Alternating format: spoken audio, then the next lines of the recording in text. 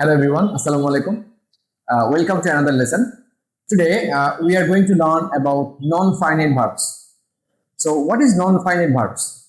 Non-finite verb হচ্ছে যে ভার্বগুলো tense বা সাবজেক্ট অনুযায়ী পরিবর্তিত হয় না। যেমন I like to play football. এখানে like to এখানে এটা হচ্ছে একটা non-finite verb. সেন্টেন্সের সাবজেক্ট বা টেন্স অনুযায়ী এখানে কোনো ভ্যারি করতেছে না। নন ফাইনাইট ভার্ব সাধারণত তিন প্রকারের হয়ে থাকে।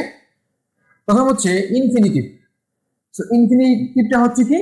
ইনফিনিটিভ হচ্ছে টু প্লাস ভার্বের প্রেজেন্ট ফর্ম।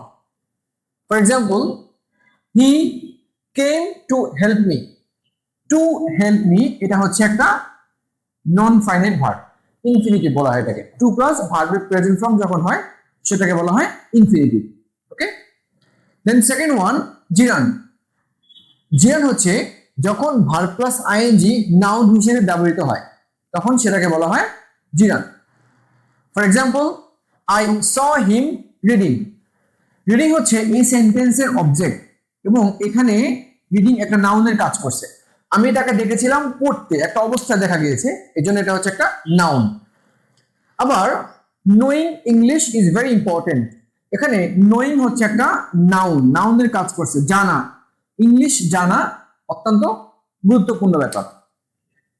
দেন তিন নম্বর হচ্ছে পার্টিসিপল। পার্টিসিপল কি? পার্টিসিপল ভার্ব থেকে তৈরি হয় কিন্তু এটা অ্যাডজেক্টিভের কাজ করে। অর্থাৎ ভার্ব থেকে তৈরি হয়ে যদি অ্যাডজেক্টিভের কাজ করে সেটাকে বলা হয় পার্টিসিপল। এখন পার্টিসিপল তিন রকম হয়ে থাকে, একটা হচ্ছে প্রেজেন্ট পার্টিসিপল, একটা হচ্ছে পাস্ট পার্টিসিপল এন্ড একটা হচ্ছে perfect participle. So what is present participle? Present participle হচ্ছে ভার্বের সাথে আইএনজি, লাইক এ ক্রাইং বয়। ক্রাইংটা হচ্ছে কি? একটা এখানে অ্যাডজেক্টিভের কাজ করছে, তো এটা তৈরি হয়েছে কোথা থেকে? ভার্ব থেকে। ক্রাই হচ্ছে একটা ভার্ব, সেখানে আইএনজি যুক্ত হয়েছে, আইএনজি যুক্ত হয়ে প্রেজেন্ট পার্টিসিপল গঠিত হয়েছে। সো এটা হচ্ছে একটা present participle. Then past participle. Past পার্টিসিপলটা কি? সাধারণত ভার্বের পাস্ট পার্টিসিপল ফর্ম বা ভি3। For example, a broken chair. Broken চেয়ারটা হচ্ছে কি? ব্রেক থেকে আসছে, ব্রেক, ব্রোক, ব্রোকেন। এটা হচ্ছে ভার্বের থার্ড ফর্ম ভি3। সো এটা হচ্ছে একটা পাস্ট পার্টিসিপল। দেন পারফেক্ট পার্টিসিপল। পারফেক্ট পার্টিসিপলটা হচ্ছে হ্যাভিং প্লাস ভি3, অর্থাৎ হ্যাভিং এর পরে যদি ভার্বের পাস্ট পার্টিসিপল ইউজ হয় সেটাকে বলা হয় perfect participle. For example, having finished the work I went to home.